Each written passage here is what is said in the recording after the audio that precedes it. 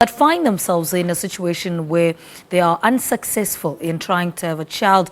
Fertility astrologer Nicola Smuts Allsop has used her 17 years of experience in the fertility industry to come up with a method that can come in handy for most couples. This is through an app she developed that helps to make it easier for couples to find out the ideal time for them to conceive. Well, Nicola joins us now from our C Point Studios to tell us more about the launch of this venture on the 3rd of February.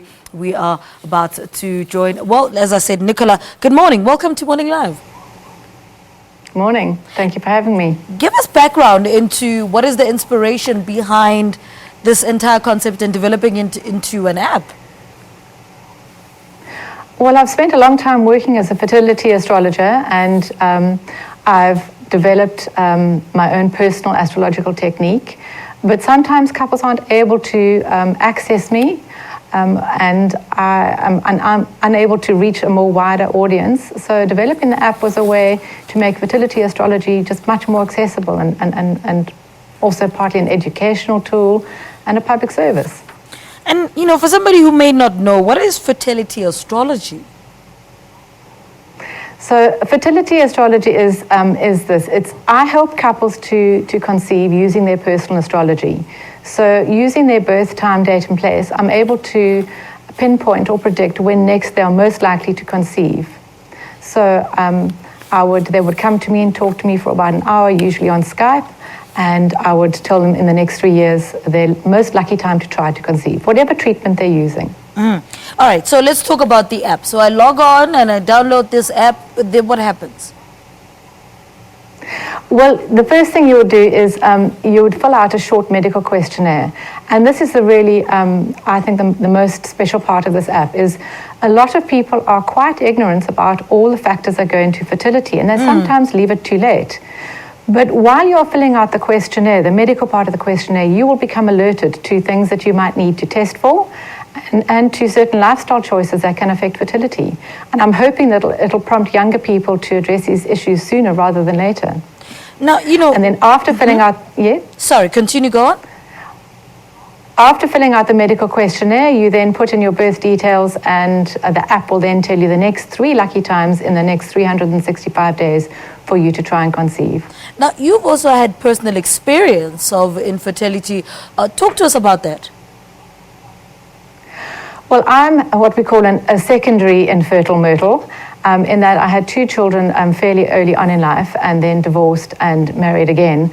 And then I tried for more or less 8 years to get pregnant unsuccessfully. And what do you... Secondary infertility is a big thing. Yeah. Why is that a big thing? Sorry about that. Why is it a big thing? It's because it's under-recognized, and because people don't take it as seriously, and they say to people, well, it's okay, you have 2 children. But for some people, to complete a family is really important. For me, it wasn't that painful, but I know for other people, when you've had one and you want another sibling for your child, and you sometimes wait up to 5 or 6 years for a second pregnancy to happen, it's a very big deal. Yeah. And, you know, why do you think there are those thoughts that it's not a big deal from some parts of society who think this is, in fact, not a big deal? Because they assume that you've already had a child, and you should be not happy with that, but they're saying, you know, it's not like you have no children. So people take infertility, where you haven't had any children, quite seriously. But often, if you've had a child, doctors are less likely to address the issue as quickly, efficiently, or as seriously as they would if it were the first pregnancy. Are you finding that the myth that infertility is only by women is changing, or the stereotype that it's a woman's fault, that, you know, there is infertility in the families or in a couple situation? Are you finding that mindset is changing?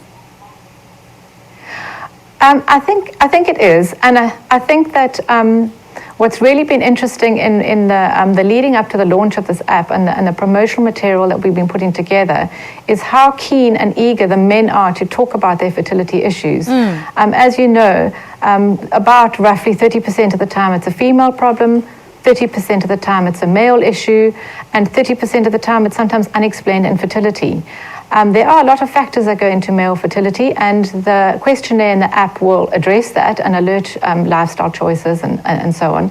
But men are also much more willing now to talk about the emotional strain of it and the frustration of not being able to help their partners, or the frustration of watching their partners endure painful injections, painful treatments, and they need emotional support. And I'm really happy to say that they're talking out a lot more. Yeah.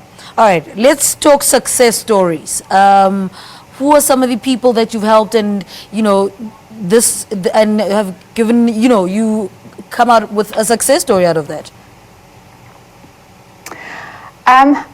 We've been working with some families who've been brave enough to put their stories out there in the media, because they want to help share their news. So we've been working with some couples called Raylene and Jacques, Lyndall and Dennis, and we have a short introduction clip on YouTube that shows their stories, and they talk about their struggles and what it feels like to be infertile, and what it feels like to have 7 IVFs without success. And I'm happy to say it's made me extremely happy to be able to participate in the success of particularly Raylene and Lyndall.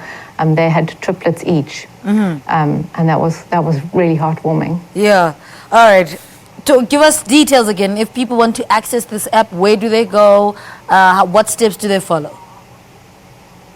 Okay, so the app's going to be ready towards the end of February, and they can access my services or information about it at www.fertilityastrology.com, and all the information will be there. All right, Nicola, thank you so much for talking to us. Good luck. I don't think you need luck, though.